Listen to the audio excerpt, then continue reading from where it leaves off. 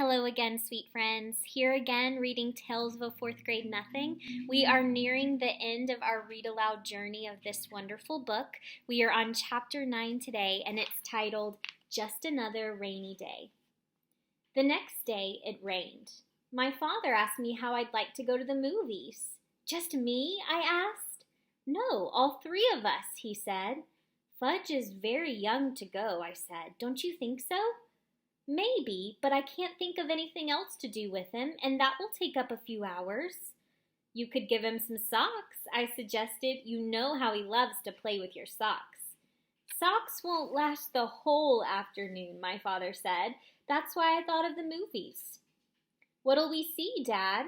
My father checked his New York magazine.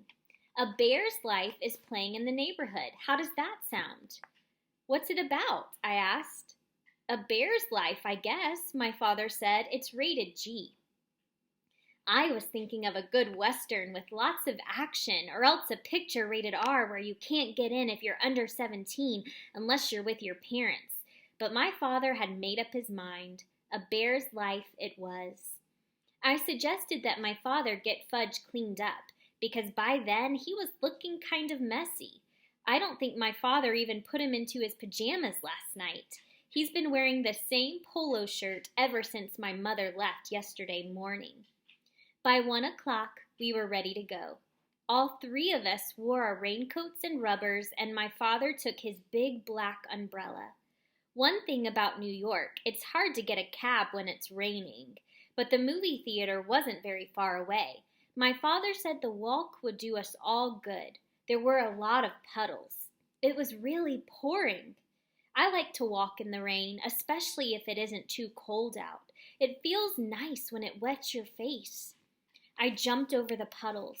My father avoided them too, but not Fudge. He jumped right into every one and splashed around like a little duck. By the time we got to the movie theater, the bottoms of his pants were soaked. My father took him into the men's room. He stuffed a bunch of paper towels up each pant leg so Fudge wouldn't have to sit around wet. At first, Fudge complained, but when my father bought him a big box of popcorn, he forgot about his stuffed pants. Right after we got settled in our seats, a big boy sat down in front of Fudge, so we had to change seats with my father. Now he was on the aisle, I was in the middle, and my father was on my other side. When the lights dimmed, Fudge said, "Oh, dark." I told him, "Be quiet. You can't talk in the movies." "Okay, Pita," he said. That's when he started throwing his popcorn. At first I didn't notice, but I wondered why the people in front of us were turning around every second. Then I heard Fudge whisper, "Pow, pow, pow," and I saw him throw a handful of popcorn. I poked my father. "He's throwing his popcorn," I whispered. My father reached across me and tapped Fudge on the leg. "If you throw one more piece, I'm going to take it away from you." "No throw!" Fudge said very loud. "Shh," the people in front of us said. "Shh," Fudge said back to them. "You see," I told my father, "he's too young for the movies. He doesn't understand." But from the moment the first bear came on the screen, Fudge sat still and watched. And after a while, I forgot all about him and concentrated on the movie. It was much better than I thought it would be. It showed all these bear cubs and how they live. I'm not sure when I realized Fudge was gone. I guess it was when I turned to ask him if he had any popcorn left. I had already finished mine and was still hungry. I was really surprised to see he wasn't there. I mean, 1 minute he was sitting right next to me, and the next minute he was gone. "Hey, Dad," I whispered to my father. "He's gone." "What?" my father asked. "Fudge isn't in his seat." My father looked over. "Where did he go?" "I don't know. I just noticed he was gone." "Let me out, Peter. I'll find him." "Should I come too?" I asked. "No. You sit here and watch the rest of the picture. He's probably wandering around by the candy counter."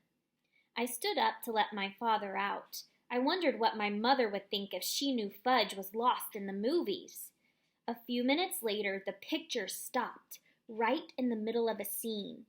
The soundtrack trailed off like a broken record. All the lights came on. The audience let out a groan. Some kids called, "Boo! Boo!" Then my father and two ushers and a man in a suit came over to me. "He was sitting right here," my father told him, pointing to the empty seat on the aisle. "Well," the man in the suit said, "we've checked the restrooms and the office. He's not behind the candy counter. We'll have to search the theater." He cupped his hands around his mouth and shouted, "Ladies and gentlemen, may I have your attention, please? We'll continue with our film in one moment, but first we have to find a 3-year-old boy answering to the name of Fudge." Some people laughed when the man said his name. I guess Fudge does sound funny if you're not used to it. I thought, maybe he's been kidnapped. Would my mother be mad? That crazy kid? You can't even take him to the movies. Then I thought, who'd want to kidnap him anyway? "What should I do, Dad?" I said. "Why don't you walk up and down the aisle and call him, Peter?" "Okay," I said. "Here, Fudge," I called, starting down my aisle. I sounded like I was calling a dog. "Come on out, Fudge." When I got down to the first row and called, "Here, Fudge," he popped out at me. He scared me so bad I yelled, "Oh!" "Hi, Pizza," he said.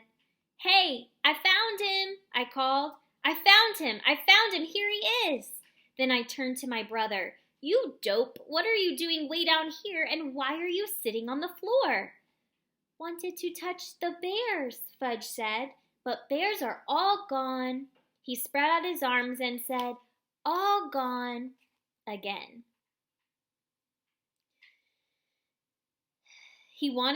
My father and the ushers and the man in the suit ran to us. "Fudge," my father said, scooping him up, "are you all right?" "He wanted to pet the bears," I said. "Can you beat that?" "Well, I guess we can continue the picture now," the man in the suit said. He cupped his hands around his mouth again. "Thank you, ladies and gentlemen. Our young man has been found safe and sound. Now we return to the conclusion of A Bear's Life." My father carried Fudge back to our seats. He held him on his lap for the rest of the show. I guess he wasn't taking any more chances. Later, when we got home, my father explained to Fudge that movies are like TV. It's just a picture. There's nothing to touch. Fudge listened, but I don't know whether he believed my father. I had the feeling he still thought those bears were in the theater somewhere. I made up my mind that I would never take my little brother to the movies. Never! At least not until he was 9 or 10. My father said he was going to cook us something special for dinner to celebrate finding Fudge in the movies. I thought that was really strange because as far as I know, my father can't cook anything. He doesn't even know where my mother keeps the peanut butter, the dishes, or the pots and pans. Lucky for him, I was there to show him. "What are you going to cook, Dad?" "A super-duper omelet," he said. "Omelet? I'm not sure me and Fudge like omelets." "You'll like this one," my father said, humming as he gathered his ingredients together. "Get me a big frying pan, Peter." "Okay," I said. I gave it to him. He melted some butter in it. "What's going in this super-duper omelet?" I asked, while Fudge sat on the floor banging 2 pot covers together. "Well, the eggs, of course," my father said. "Omelets are made of eggs." "And what else?" I asked. "Oh, I think I'll make a mushroom omelet." "Eggs and mushrooms?" I said. "Yes, you'll love it." "I'm not so sure." "You'll see, Peter," my father said. I set up the table while my father cooked. I even put Fudge in his booster chair. When the omelet was done, my father brought it to us. He was still humming. "That's some big omelet," I said when I saw it. It filled up the whole frying pan. "How many eggs did you use?" "About a dozen," my father said. "Mom only cooks one at a time," I told him. "When you taste this, you'll know why I used them all up." "You mean it's that good?" I asked. "Go on," my father said as he served me. "Taste it." I took a bite. It was awful. The worst thing I ever ate in my life. But my father was standing there grinning at me. I didn't want to hurt his feelings. Well, he said. It's nice, I told him, swallowing a chunk whole. I washed it down with a glass of milk.